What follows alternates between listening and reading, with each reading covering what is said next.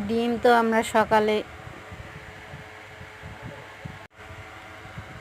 আমরা সকলেই খাই, আর নিঃসন্দেহে ডিম আমাদের বিপদের বন্ধু। হঠাৎ করে জরুরি প্রয়োজনে আমরা ডিম দিয়ে যে কোনো একটা আইটেম করতে পারি।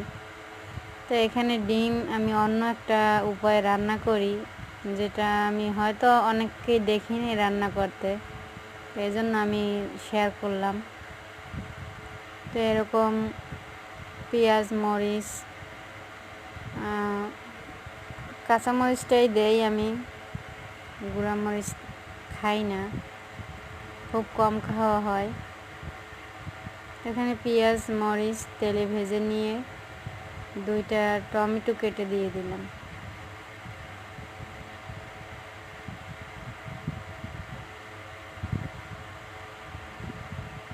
একটুখানি সিদ্ধ হয়ে এলে এর মাঝে দিয়ে দেব ডিম।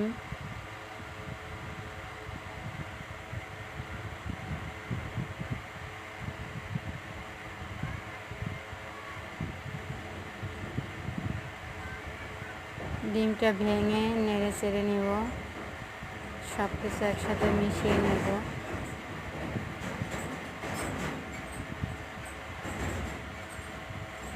সুন্দর করে ভেজে নিয়ে যে যার মতো কেউ একটু বেশিও ভাজতে পারে, বা যার যেরকম পছন্দ একটু কমও ভাজতে পারে। এই তো রেডি। এভাবে খেয়ে দেখতে পারেন, বেশি একটা মশলাও লাগে না, আর খুব সহজেই 10 মিনিট